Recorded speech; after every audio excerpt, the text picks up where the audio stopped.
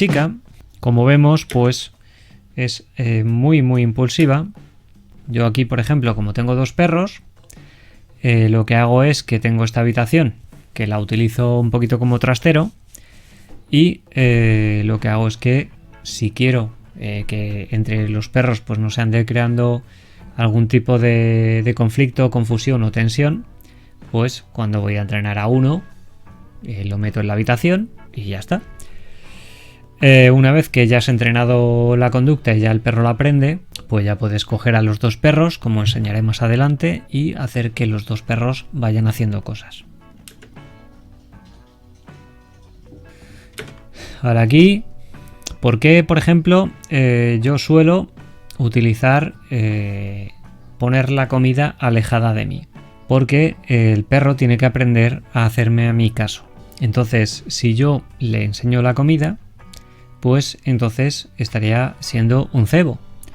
Pero para mí es importante que el perro sea capaz de escucharme, de entender la señal que le pido y responder a lo que le he pedido.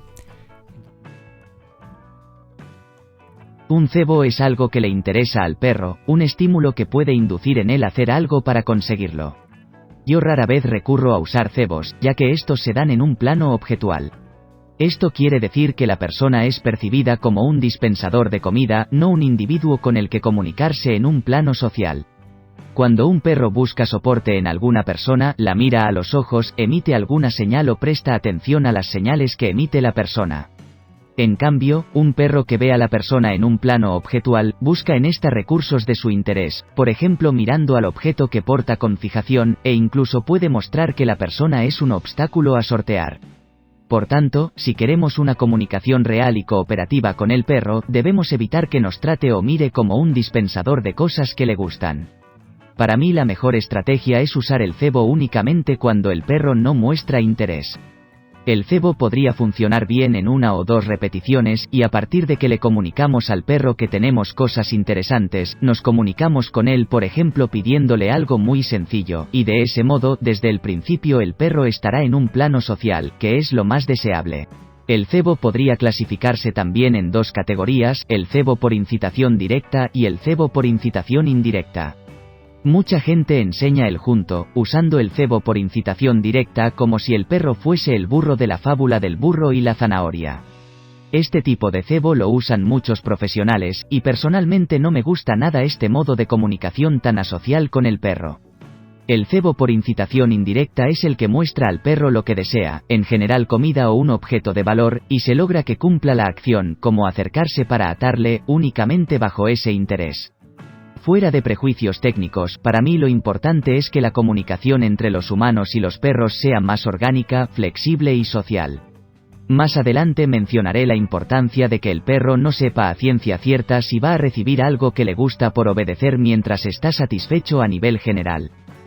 Si permitimos que el perro se relacione con nosotros desde el plano objetual, que es algo que es muy común observar en aquellos perros que pasean mirando la pelota o los bolsillos del dueño, el día que no tengamos nada que ofrecer, el perro no obedecerá, y a mi entender esta es una relación tan insana como un niño que solo hace caso a sus padres si estos le regalan un nuevo juego para la consola.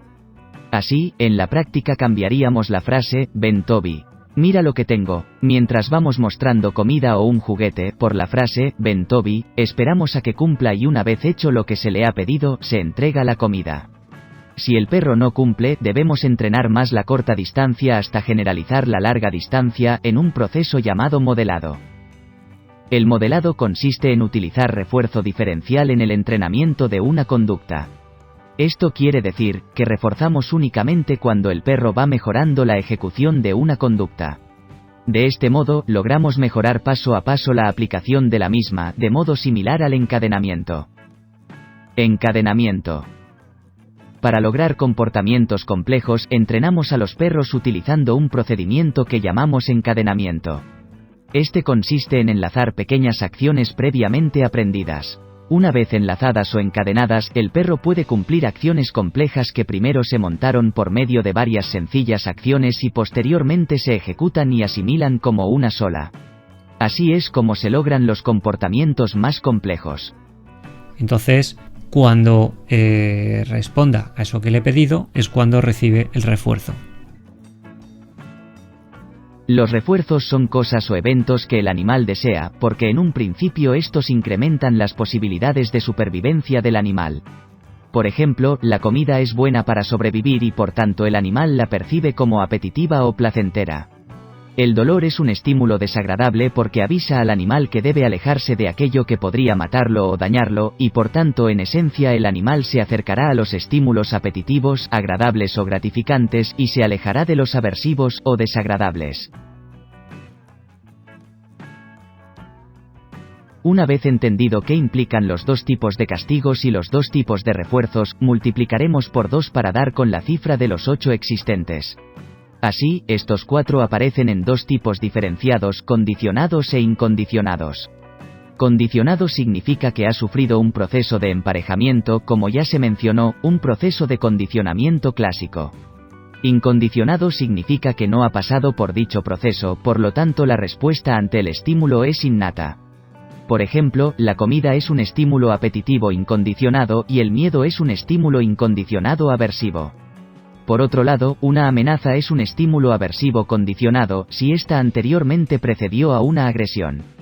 Así la agresión no es necesaria para que el receptor ya sienta sus efectos aversivos. Para que quede más claro, los estímulos condicionados se aprenden, mientras que los incondicionados no. Estos son innatos y permiten responder a los estímulos relacionados con la supervivencia rápidamente. Por ejemplo, una explosión es un estímulo aversivo incondicionado. Ante una explosión nos paralizamos o nos hace correr en busca de refugio sin necesidad de haber sufrido el más mínimo daño. El cerebro, concretamente la amígdala que se sitúa en cada lóbulo temporal, responde a unidades de información muy básica que le permite reaccionar a estímulos potencialmente peligrosos. Con ello se activan los sistemas de emergencia, activando las respuestas neurofisiológicas que inducen la búsqueda de seguridad. Los estímulos incondicionados apetitivos, por ejemplo, son aquellos alimentos con buen sabor, buen olor, la belleza o cosas que en definitiva suponen algún beneficio para el animal o su descendencia. Estos estímulos emparejados también son castigos o refuerzos secundarios. El estímulo secundario señala a la aparición del primario que es el que ha condicionado la respuesta. Por ejemplo, un clicker es un mecanismo muy simple que hace un sonido al apretar un botón. Este sonido en general es un estímulo neutro, lo que quiere decir que no causa reacción en el receptor. Si posteriormente al uso del clicker el perro recibe comida, el clicker, como describió el experimento de Pavlov, quedará emparejado con la aparición de comida. La anticipación de la comida curiosamente provoca mayor estimulación en el núcleo accumbens que la propia satisfacción de comer. Si el clicker lo emparejásemos con dolor, el simple hecho de escuchar el clic provocaría miedo en el perro. Así, un estímulo neutro termina adquiriendo un significado según la experiencia previa que haya emparejado el sonido con el evento. Si el clicker se deja de emparejar, perderá su funcionalidad volviendo a su irrelevancia anterior. Esto es similar a cuando conocemos a alguien que nos promete grandes cosas pero que nunca cumple con su palabra. Esta ruptura de expectativa termina produciendo en el receptor la incapacidad de reacción ante el estímulo. Así, por si no ha quedado claro, cuando vayas a usar un clicker o la palabra toma, debes premiar un porcentaje alto de las veces, si es que no quieres que el refuerzo secundario se extinga y por tanto deje de causar una reacción. Más adelante hablaré sobre los programas de refuerzo, o dicho de otro modo, sobre la utilización efectiva de los refuerzos.